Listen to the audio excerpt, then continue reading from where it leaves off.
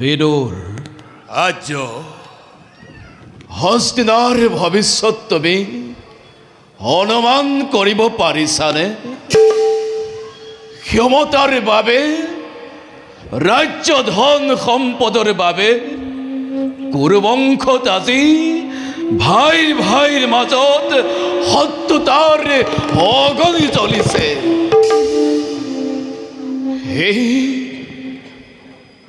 সেই অগ্নিৰ অশুভ পৰিণামৰ কথা ভাবি মোৰ মন আজি অতিকে অস্থিৰ হৈ পৰিছে বিদুৰ, অতিকে অস্থিৰ হৈ পৰিছে। সেই মহাঅগ্নিৰ পৰিণাম মহাবিনাশৰ বাদে আনি কি হ'ব পাৰে গংগাপুত্ৰ? বিদুৰ চিন্তা কৰি হস্তিনাৰ ভৱিষ্যতৰ কথা ময়ো আজি অতিকে শংকিত শান্তনু নন্দন। কিয় কিয় এনে হ'ল আচাৰ্য? কিয় এনে হ'ল? ক'ত বাৰু ক্ৰুটি হ'ল আমাৰ?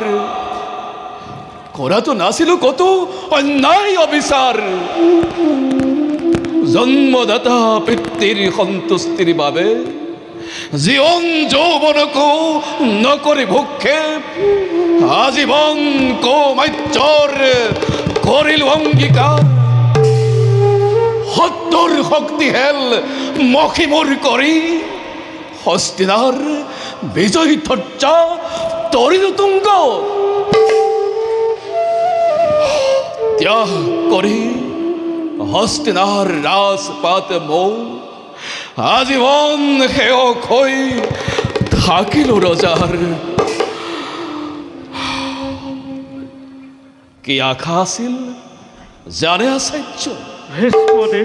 সহ্য বিচ্ছৰে হস্তিনাপুৰ অপ্ৰতিৰোধ হওক, কুমাৰসকল ন্যায়ৰ প্ৰতিমূৰ্তি হৈ ৰওক। কিন্তু আজি হস্তিনাৰ চৌদিশে বলিছে ধুমুহা। আপোন হাতেৰে খেলি মৰণৰ খেলা অহংকাৰে দুৰ্যোধন আজি আপোন পাহৰা।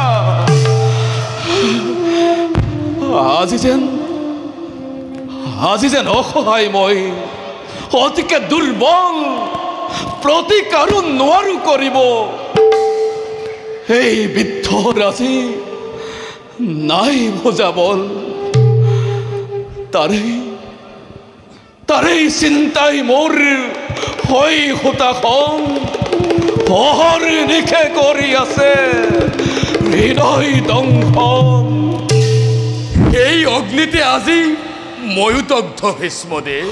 বিদুৰ কুৰুবংশৰ ভৱিষ্যত অনুমান কৰি ময়ো আজি হৈছো পিতল। কিন্তু কি কৰিম? অন্যায় অধৰ্ম স্বচক্ষে প্ৰত্যক্ষ কৰিও প্ৰতিকাৰ কৰিবলৈ যি সক্ষম নহ'ল, কুলবধূক ৰাজসভাত ব্যৱস্থা কৰা দেখিও যি বাকৰুদ্ধ হ'ব লগা হ'ল, তেনেজন নিজেই দগ্ধ নহয় বাৰু কিদৰে স্থান পাব শান্তিৰ কোলাত? হস্তিনাৰ অন্ধৰাজ আজি নিস্পন্দ নিমাত। পুত্ৰ স্নেহৰ বাদে একোকে নিচিনা সেই হস্তিনাৰ ৰজাই সৰ্বশক্তি সপিতি পুত্ৰৰ হাতত কুৰুকুললৈ কাল অমানিশা আনিছে নমাই। তুমিতো মহাজ্ঞানী মহামুনি ব্যাসৰ সন্তান। কোৱা বিদুৰ, কি উপায়েৰে শান্ত কৰো এই ধ্বংসৰ ধুমুহা? কোৱা। আচাৰ্য দ্ৰোণ কওকচোন মোক, সঁচাকৈ যদি বাজে ৰণভেৰী, কাক বাৰু মই মিত্ৰ বুলি ল'ম আকোৱালি? বুকু ৰোমেৰে ডাঙৰ দীঘল কৰা সেই পাণ্ডুৰ সন্তানক নে মহাৰাজ ধৃতৰাষ্ট্ৰৰ একতা পুত্ৰক? হে ভীষ্মদেৱ, একেই অৱস্থা মোৰো। ইয়াকেই ভাবি ভাবি কটাব লাগিছো ময়ো বিনিত ৰজনী আচাৰ্য কিন্তু পোৱা নাই কোনো শুদ্ধ সমাধান। শিক্ষা কৰোঁ মই, মোৰ বাবে কৌৰৱ পাণ্ডৱ সকলো সমান।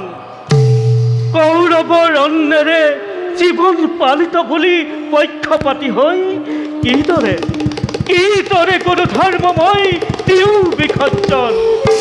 আশাহত নহ'ব আচাৰ্য, অবুজন নহয় যুধিষ্ঠিৰ। বাসুদেৱে অগ্ৰভাগ ল'লে শান্তিৰ বেলিকা, আশা কৰোঁ পাণ্ডৱে নকৰে অন্যথা। সঁচা বিদুৰ, আৰ্য বাসুদেৱেই আমাৰ অন্তিম ভৰসা। আহক আচাৰ্য, শুভ দিন আহিব বুলি হস্তিনাৰ বাবে আশাৰে আমি কৰিম অপেক্ষা। যাওঁ এবে নিজ কক্ষলৈ। সেয়া হওক গংগাপুত্ৰ।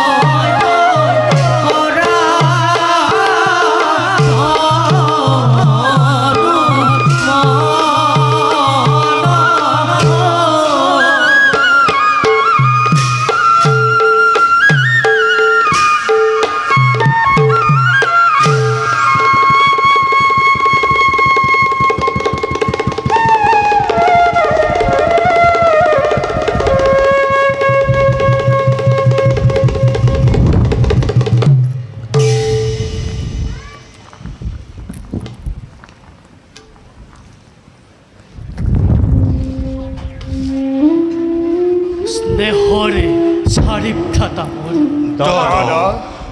অপচক অপমান কত যে যন্ত্ৰণা।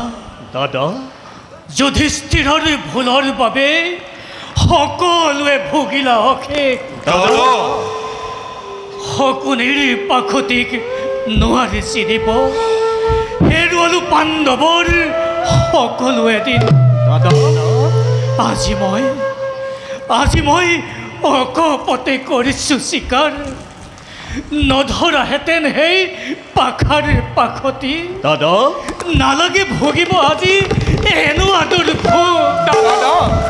ভাতৃ বিনাশৰো নহয় অংগীকাৰ। বন্ধ কৰা দাদা, অনুতাপ স্বীকাৰোক্তি তোমাৰ সকলো অখাৰ। ধর্ম ধর্ম বলি পাখার পাখতি ধরি রাজ্য ধন সারি ভ্রাতাক তুমি করিলা অঙ্গীকার। কেবল হিমানেই নহয় দ্রৌপদীও না বাঁচিল পনত তোমার। ধর্মরাজ তোমার বাবে 12 বছর ভিক্ষারি বেখে অনাহারে অনিদ্রায় ঘুরিলে পাণ্ডবে বনে বনান্তরে। শান্ত হুয়া অর্জুন, শান্ত হুয়া দাদা। জ্যেষ্ঠ জনক দোষাৰোপ কৰি পাণ্ডৱৰ হেৰুৱা সম্পদ নোৱাৰা আনিব ঘূৰাই। তুমি নিশ্চিন্ত হোৱা দাদা। বাহুবলে পূৰ্ণ কৰি প্ৰতিজ্ঞা আমাৰ প্ৰতিশোধৰ দাবক দিক কৰিম হিত। পিতৃতুল্য ধৰ্মৰাজক কত বাক্য কৰি নিজকে অপৰাধী নকৰিবা দাদা। ক্ষমা কৰা দাদা। মনত পৰিলে মোৰ পাখাক্ৰিয়াৰ কথা তপ্ত ৰক্ত মোৰ দুগুণে উতলে। দাদা মনত পৰিলে মোৰ পাঞ্চালীৰ অপমানৰ কথা যত গৃহ ষড়যন্ত্ৰ দৈত্যধনে ৰচা ছিগি যায় তেতিক্ষণে শিকলি ধাৰ্যৰ ওৰো ভাঙি বুকু ফালি ৰৌদ্ৰ ৰূপে সংহাৰ কৰি সেই কুলৰ কণ্টক পূৰ্ণ কৰো যেন প্ৰতিজ্ঞা ভীমৰ। মোৰ বাবে সেই অভিলাষ লক্ষ্য মাথো পাণ্ডৱৰ গৌৰৱ বিনা। প্ৰতিশোধ পূৰণৰ বাবে অচিৰেই ধ্বংস হ'ব কুৰুবাসী। ছিন্ন ভিন্ন কৰি কৌৰৱৰ বেহু চতুৰ্দিশে বৰষিব হৰৰ ৰগনি। সহদেৱহাসী অতিকে উতলা কোষ চক্ৰান্তকাৰী মাতুল সকৰিক নিজ হাতে বক্ষস্থলত কৰিম প্ৰহাৰ। প্ৰাণহীন দেহ তাৰ যিদিনা পৰিব ভূমিত সেইদিনাহে পূৰ্ণ হ'ব মোৰ সত্য অংগীকাৰ। প্ৰতিশোধৰ দাবগ্নিয়ে মোকো আজি কৰিছে দংশন। সেয়েহে আজি ভাইৰ মাজত মহাযুদ্ধৰ হৈছে আয়োজন। কিন্তু ভীমাৰ্জুন দাদা মহাযুদ্ধৰ পৰিণতি অতি ভয়ংকৰ। মহাবিনাশৰ মহাক্ষেত্ৰত সহস্ৰ নিৰ্দোষী সৈন্যয়ো প্ৰাণ দিব লাগিব ভাইহঁত। আৰু তাৰেই ভয়ত কৌৰৱৰ ওচৰত শিৰ নত কৰি পুনৰবাৰ বনবাসী হবা দাদা ধৰ্ম ৰব বুলি। মোক আৰু লজ্জিত নকৰিবা ভীম। তোমালোক চাৰি ভ্ৰাতাৰ নহ'লে সন্মতি দাদা নকৰো তেনোৱা কাম দিছো প্ৰতিশ্ৰুতি। আজিলৈ বলা সকলোতে দাদা যদুপতিৰ পৰামৰ্শ লৈ নিৰ্ণয় কৰিম আমি যুদ্ধৰ নীতি। ব'লা দাদা।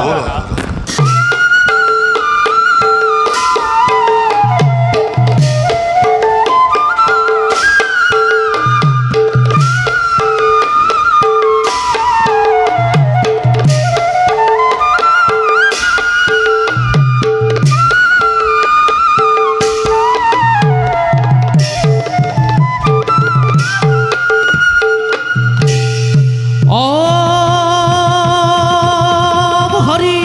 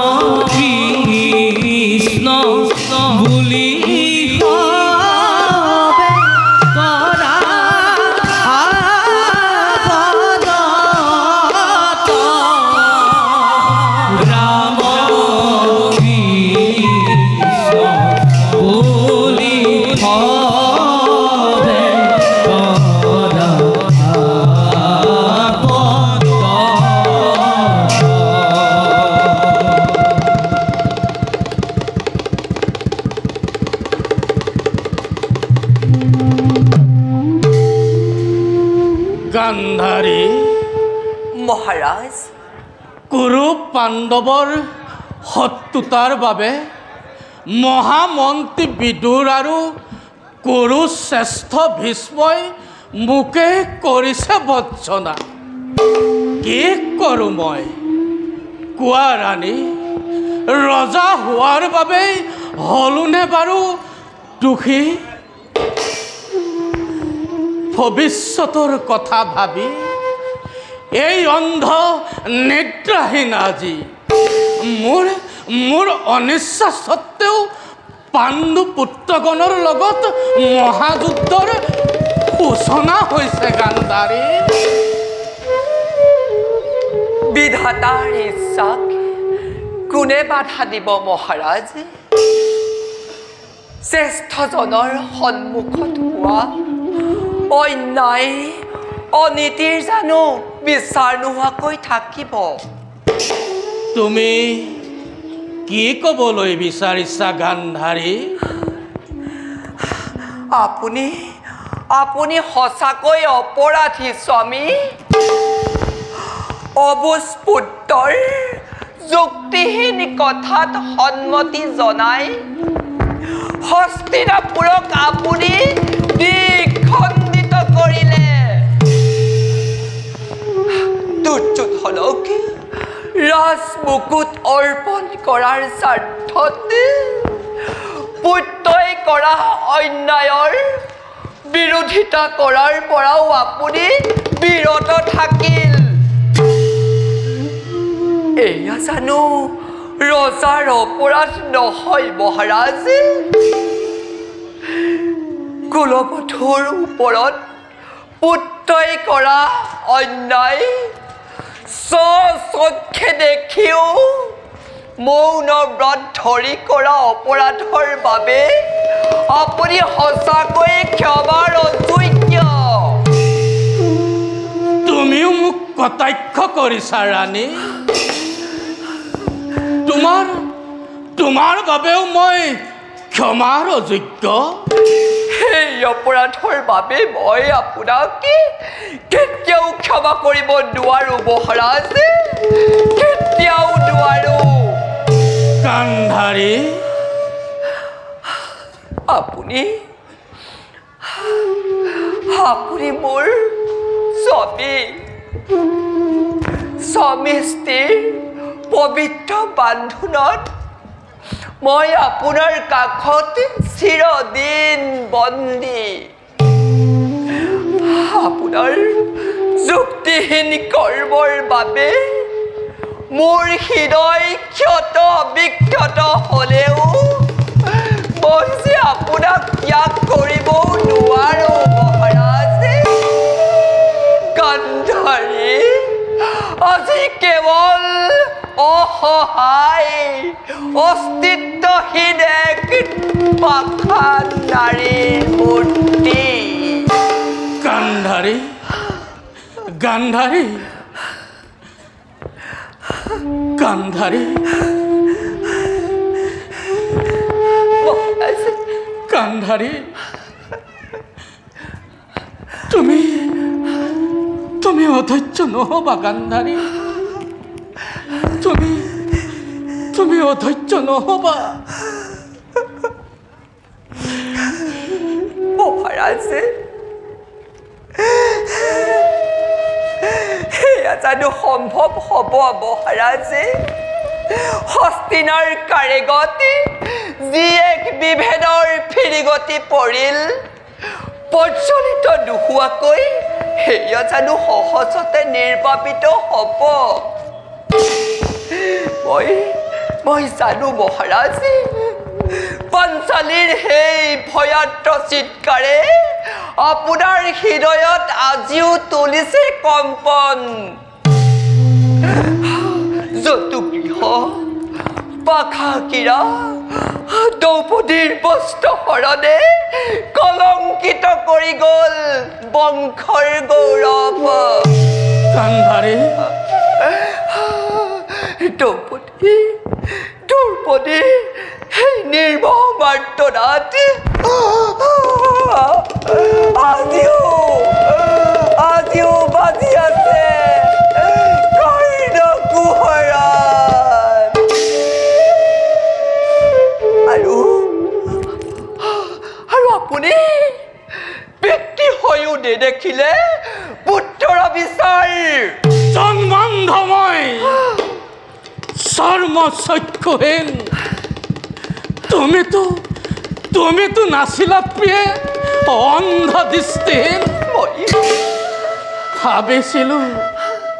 ভাবিছিলো তোমাৰ দৃষ্টিৰে জগতৰ ৰস ৰূপ কৰিম সম্ভৱ কিন্তু তুমি মনত পেলোৱা গান্ধাৰী বাৰম্বাৰ অনুৰোধ কৰিছিলো মই সতীত্বৰ চানেকি দেখুৱাই দুআঙুল বস্ত্ৰৰে দুই চক্ষু বান্ধি অন্ধতাক সাৱটি নলবা গান্ধাৰী কিন্তু নাই নুশুনিলা তুমি দৃষ্টি যদি থাকিলহেঁতেন তোমাৰ পুত্ৰৰ কৰ্মত দুৰ্যোধন দুখাখন নহয় দুৰ্মতি কোৱা ৰাণী নোহোৱা নে তাৰ বাবে তুমিও অপৰাধী পথি গতি সতী তিৰোতাৰ সেইবাবেই অন্ধতাকে কৰিলো চিকাৰ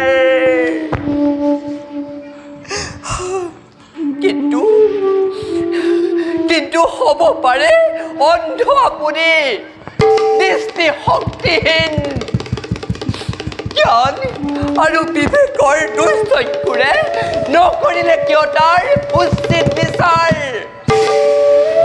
ৰাজধৰ্মতকৈ পিতৃ ধৰ্ম ডাঙৰ হ'ব নোৱাৰে মহাৰাজে পুত্ৰৰ স্নেহত অন্ধ হৈ আপুনি ৰাজধৰ্মও পাহৰি গ'ল পুত্ৰৰ প্ৰকৃত শক্তিৰ প্ৰভাৱত সদায় নীৰৱ হৈয়ে ৰ'ল আপোনাৰ এই নীৰৱতাৰ বাবে কুৰু বংশত যি এক ভাতৃঘাতী সংঘৰ্ষ সূচনা হ'ব লাগিছে তাৰ বাবে আপুনি সদায় কলংকিত হৈ ৰ'ব মহাৰাজ মহাৰাজ তাৰ বাবে আপুনি সদায় কলংকিত হৈ ৰ'ব মোক ভুল নুবুজিবা ৰাণী যুদ্ধ ময়ো কামনা নকৰোঁ শান্তি ময়ো বিচাৰোঁ সেয়া জানো সম্ভৱ হ'ব মহাৰাজ সেই সন্দেহ ৰাখি মোক আৰু দুৰ্বল নকৰিবা গান্ধাৰী একমাত্ৰ তুমিয়ে আজি এই অন্ধৰ লাখুটি মোক অন্তঃপুৰলৈ লৈ বলা গান্ধাৰী মই বৰ অৱশ হৈ পৰিছোঁ মোক লৈ বলা